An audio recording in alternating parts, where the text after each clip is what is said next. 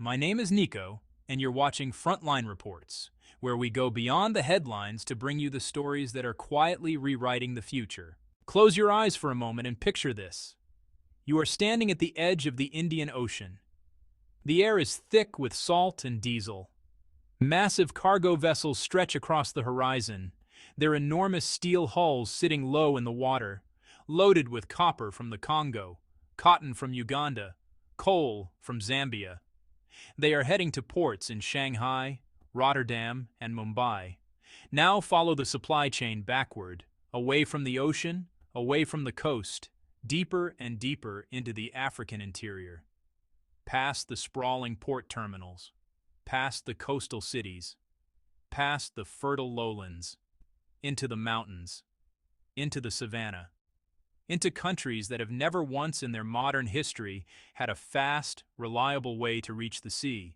Now imagine a single steel railway line, gleaming, modern, engineered to carry freight at speeds and volumes that the old colonial-era tracks could never dream of, cutting through all of that terrain, connecting landlocked nations to the global economy for the first time in a generation, turning geographic isolation into geographic advantage.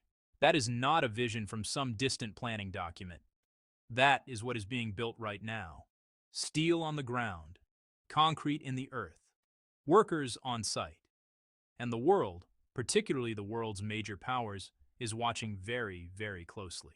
In March 2025, Tanzania and China signed what many analysts are already calling one of the most consequential infrastructure agreements in East African history. A $2.15 billion deal to construct a modern standard gauge railway that promises to do far more than move passengers and freight. If it delivers on its potential, this railway will redraw trade routes, reshape regional power dynamics, and accelerate a quiet but profound shift in who controls the economic future of an entire continent. This is Nico, and today on Frontline Reports, we are going to tell you exactly what this railway deal really means. For Tanzania, for East Africa, for China's long game on the continent, and for the Western powers that are only now beginning to realize how far behind they have fallen. This is not a story about trains. This is a story about power. Let us begin with the facts, because the numbers here are genuinely extraordinary and deserve to be examined carefully. On the 8th of March 2025, Tanzanian President Samia Suluhu Hassan, the first woman to lead Tanzania and a leader who has staked significant political capital on ambitious infrastructure development, sat down with senior representatives of the China Civil Engineering Construction Corporation, widely known by its acronym CCECC, and signed a formal bilateral agreement for the construction of a new section of Tanzania's standard gauge railway. The total financial commitment, $2.15 billion US. Now, $2.15 billion is a large number in any context. But to truly appreciate the scale of what Tanzania has just signed up for, you need to understand it in relation to the size of the Tanzanian economy. Tanzania's GDP per capita, the average annual income per person, sits at approximately $1,200. The country's entire annual gross domestic product is roughly $80 billion. That means this single infrastructure project is valued at approximately 10% of Tanzania's total annual economic output. To put that in American terms, it would be the equivalent of the United States federal government signing a single infrastructure deal worth roughly $2.5 trillion. When Tanzanian officials described this agreement as transformational, they were not engaging in political theater for the cameras. They were being mathematically precise. But what exactly is being constructed? The railway line at the center of this agreement is a critical section of Tanzania's standard gauge railway, referred to consistently as the SGR, a much larger and longer-term national infrastructure vision that has been in development for over a decade. The full ambition of this project is remarkable in its geographic scope. The Tanzanian SGR is designed to run from Dar es Salaam, the country's largest city and principal port, sitting directly on the Indian Ocean, westward through the vast Tanzanian interior. eventually reaching Mwanza on the southern shore of Lake Victoria. But the vision does not stop at Tanzania's own borders. The long-term plan calls for eventual connections to Uganda to the north, Rwanda and Burundi to the northwest, and, most consequentially of all, the Democratic Republic of Congo to the west. This agreement covers the critical inland stretches of that route, the sections that have been trapped in planning documents and feasibility studies for years while the coastal populations waited and the landlocked neighbors watched with impatient interest. With the signing of this deal, those blueprints have an execution date. The plans become construction schedules. The ambition becomes obligation. This is also not China's first involvement in Tanzania's railway ambitions. CCECC has been part of the SGR project from its earliest phases. The first operational section of the line, running from Dar es Salaam to Morogoro, covering approximately 300 kilometers, was completed and formally inaugurated in 2023. That section alone dramatically cut travel times on one of the country's busiest freight corridors. The new $2.15 billion agreement is the next and significantly more ambitious step in that same journey. The financing structure deserves particular attention, because this is where the deal moves from being an engineering story into a geopolitical one. The agreement is structured as a government-to-government arrangement, with financing channeled through Chinese state-backed financial institutions. Tanzania is not simply purchasing a railway with money it already has. It is entering into a long-term debt relationship with the People's Republic of China. It is committing future Tanzanian governments and future Tanzanian taxpayers to a repayment schedule that will shape the country's fiscal choices for decades. That is a significant commitment. And to understand whether it is a wise one, you need to understand the geography that makes this railway so urgently needed in the first place. Geography, as any serious student of economic history will tell you, is not destiny, but it comes very close. And nowhere is that truth more starkly illustrated than in the relationship between coastal access and economic development across the African continent. Tanzania occupies a privileged geographic position. It sits along the eastern coast of Africa with a long Indian Ocean shoreline that includes the port of Dar es Salaam, one of the busiest and most strategically significant ports on the entire continent. In purely geographic terms, Tanzania holds a hand that many of its neighbors would envy enormously. But look one step further to Tanzania's west, and the geographic picture changes dramatically. Directly bordering Tanzania, sharing its western and northwestern frontiers, are some of the most resource-rich yet logistically disadvantaged nations on the planet. The Democratic Republic of Congo, a country of almost incomprehensible mineral wealth and almost equally incomprehensible infrastructure poverty. Rwanda, small, densely populated, extraordinarily ambitious, but physically cut off from any coastline. Burundi, one of the world's poorest nations, landlocked and deeply dependent on expensive overland freight routes. Uganda to the north with a growing economy and significant agricultural exports, but reliant on routes through Kenya that are increasingly congested and politically complicated. Zambia to the south, a major copper producer that currently routes most of its exports through multiple countries before reaching a port. Every single one of these countries faces the same fundamental economic handicap: they have no coast. And in the structure of global trade, that is not a minor inconvenience. It is a structural disadvantage that compounds over decades into enormous gaps in economic development. The World Bank has studied this phenomenon extensively. Its research consistently finds that landlocked developing countries pay, on average, approximately 50% more in transport costs compared to their coastal counterparts. 50% more. Not 5%. Not 15%. Half again as much, every single time goods need to move to or from the international market. That is not a temporary inefficiency that better management can solve. It is a systemic structural penalty baked into the geography of trade, and it drags on growth, on competitiveness, on living standards, year after year, generation after generation. Now consider what a fast, high-capacity, modern railway line running from Dar es Salaam, already one of East Africa's most capable port cities, through the Tanzanian heartland and eventually connecting to the borders of multiple landlocked neighbors would actually mean in practical terms. It means that copper mined in Zambia or Katanga province in the DRC could reach an Indian Ocean port in days rather than weeks. It means that coffee harvested in Rwanda or Uganda could be loaded onto containerized freight trains and reach export terminals in a fraction of the time and at a fraction of the cost currently required.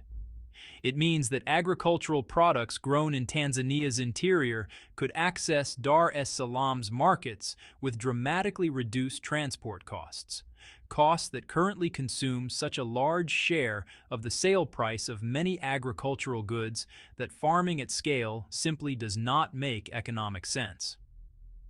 And then there is the Democratic Republic of Congo. If any single country illustrates both the extraordinary potential and the devastating dysfunction of Africa's current resource extraction model, it is the DRC. Beneath its soil lies an estimated $24 trillion worth of untapped mineral wealth, one of the largest concentrations of natural resources anywhere on Earth. Cobalt, used in virtually every lithium-ion battery powering the electric vehicles, smartphones, and laptops that define the modern global economy. Coltan, an essential component in capacitors found in virtually every electronic device manufactured anywhere in the world. Copper, gold, uranium, and dozens of other critical minerals, whose global supply chains run directly through Congolese earth. And yet, getting those minerals from the ground to the global market is currently an exercise in frustration, expense, and delay. Much of the DRC's internal transport infrastructure dates from the colonial era and has deteriorated dramatically through decades of conflict, underinvestment, and neglect. Roads that exist on maps do not always exist in reality during rainy season. River transport, which carries a significant portion of the DRC's internal freight, can take weeks to move goods across vast distances. Railway lines that should connect mining areas to ports are often damaged, unreliable, or simply not operational. A modern standard gauge railway providing a direct connection from eastern DRC's mineral belt to the port of Dar es Salaam via Tanzanian territory would not merely improve logistics. It would fundamentally transform the economics of one of the world's most critical resource regions. It would reduce extraction costs, accelerate export volumes, and potentially redirect supply chains for minerals that are currently indispensable to the global green energy transition and the technology manufacturing sector simultaneously. China understood this geographic logic clearly. It understood it years, arguably decades, before most Western institutions were seriously engaging with it. And understanding it drove a strategic calculation that explains why a government based in Beijing is willing to spend over $2 billion on a railway in East Africa. To understand why China is writing this check, you need to understand something much larger than Tanzania. You need to understand the single most ambitious infrastructure investment program in the history of the modern world. The Belt and Road Initiative, launched in 2013 by President Xi Jinping, and sometimes referred to in shorthand as the BRI, is, by almost any measure, without precedent. Its stated objective is to physically connect China to markets across Asia, Africa, Europe, and beyond through an interlocking network of roads, railways, deep water ports, energy pipelines, and digital infrastructure. All of it financed primarily by Chinese state-backed financial institutions. Much of it designed and constructed by Chinese engineering firms, and all of it woven into a web of bilateral agreements that bind partner countries into long-term relationships with Beijing. The scale of this undertaking is genuinely difficult to convey. By 2024, the BRI had engaged over 150 countries across virtually every region of the globe. Financial commitments associated with the initiative exceeded $1 trillion. Some estimates of the total infrastructure investment planned, contracted, and under implementation across the full lifetime of the project reach well beyond $8 trillion, a figure that exceeds the entire annual GDP of every African country combined, several times over. Africa has been a particularly important theater for BRI activity, and for reasons that are both economic and strategic.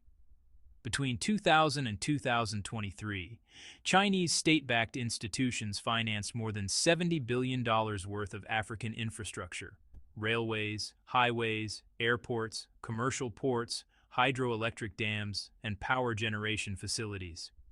Ethiopia got a railway connecting Addis Ababa to the port of Djibouti. Kenya received the standard gauge railway running from Mombasa to Nairobi and beyond. Nigeria, Angola, Zambia, and many others received roads, power stations, and port upgrades. China established its first overseas military base in Djibouti, strategically positioned at the mouth of the Red Sea. And now, with the over $2 billion agreement in Tanzania, China is extending its infrastructural footprint deeper into Central Africa's mineral-rich heartland. The strategic logic from Beijing's perspective is elegant in its simplicity. Invest in the railways and the roads, finance the ports and the power plants, build the digital networks, and through all of that investment, secure something that raw military power cannot reliably deliver. Preferential access to raw materials, preferential positions in emerging consumer markets, and the political goodwill of a continent that will account for approximately 1/4 of the world's total population by 2050. Africa is, in demographic terms, the most consequential region on Earth for the second half of this century. Its population is young, growing rapidly, and increasingly urbanized. Its middle class is expanding. Its consumer markets are developing. Its resource endowment is extraordinary. The country or bloc of countries that succeeds in building deep economic relationships with Africa, now, in this window, before those relationships are locked in, will enjoy structural advantages for decades. China saw that window, and it moved through it while others were still debating whether to open the door. This brings us to the debt trap debate, the argument that has dominated Western commentary on Chinese investment in Africa for the better part of a decade. The core claim is straightforward. China extends infrastructure loans to developing countries at terms those countries cannot sustainably service, and when they inevitably struggle to repay, Beijing extracts strategic concessions: port access, resource rights, military basing rights, diplomatic compliance, as compensation.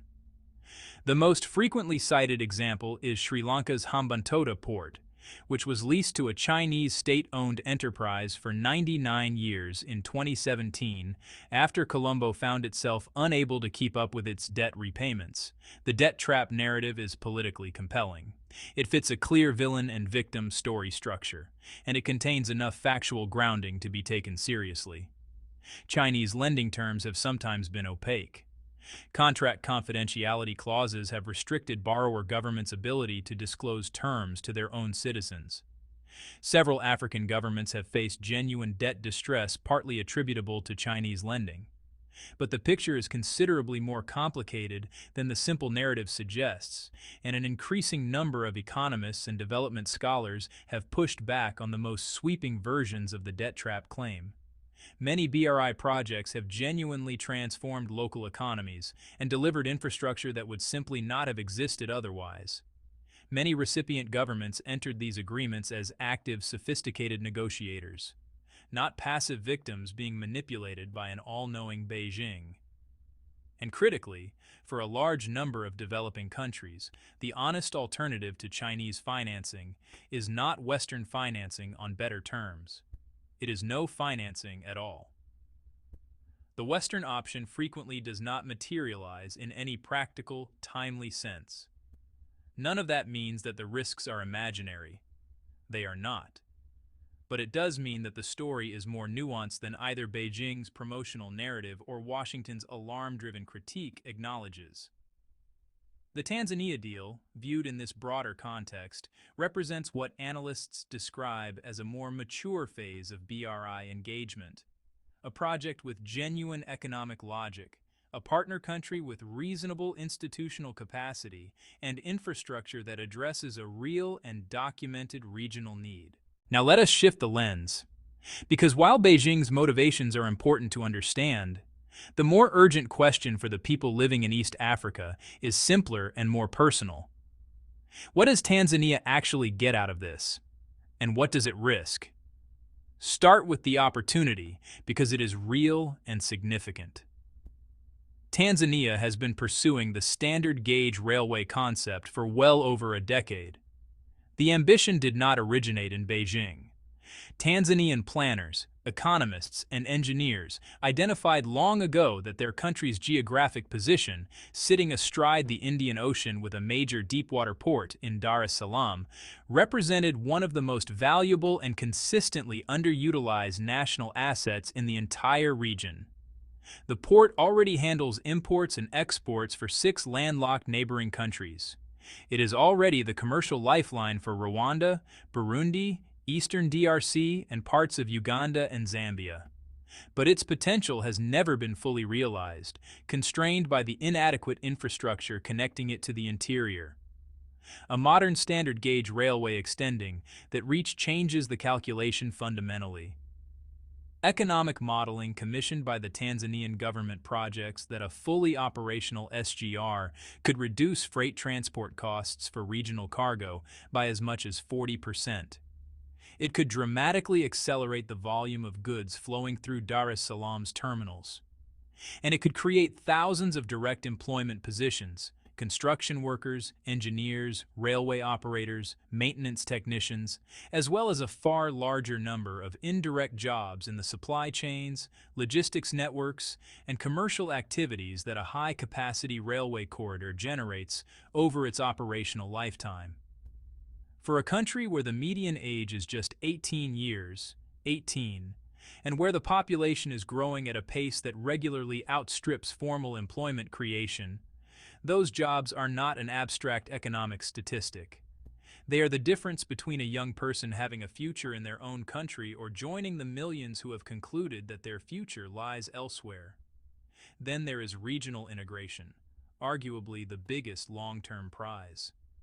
The East African Community, the regional bloc that includes Tanzania, Kenya, Uganda, Rwanda, Burundi, and South Sudan, has long articulated the ambition of becoming a genuinely unified economic space. But economic integration is not just a matter of eliminating tariffs and harmonizing regulations, though those things matter. It requires physical connectivity. It requires the ability to move goods, people, and ideas across borders quickly, cheaply, and reliably. That physical connectivity has historically been the weakest link in East Africa's integration project. An SGR corridor running from the Indian Ocean coast through Tanzania and connecting to neighboring countries would help fill that gap. It would give landlocked Uganda a genuine alternative to the northern route through Kenya, reducing the monopoly that single corridor currently holds over Ugandan trade and giving Ugandan exporters bargaining power they currently lack. It would give Rwanda's ambitious export-oriented industries, coffee, tea, technology services, a faster and more competitive route to maritime trade than they currently enjoy. It would unlock economic possibilities in eastern DRC that the region's extraordinary mineral wealth has made theoretically available for decades without ever practically delivering.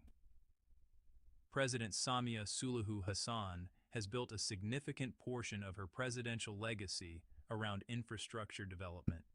The SGR agreement is, in political terms, a major validation of that strategy, a demonstration to domestic audiences that her government can attract large-scale international investment, and a signal to foreign investors that Tanzania is an economy capable of executing ambitious development plans. But, and this qualification is essential, none of the opportunity erases the very real weight of what Tanzania is committing to.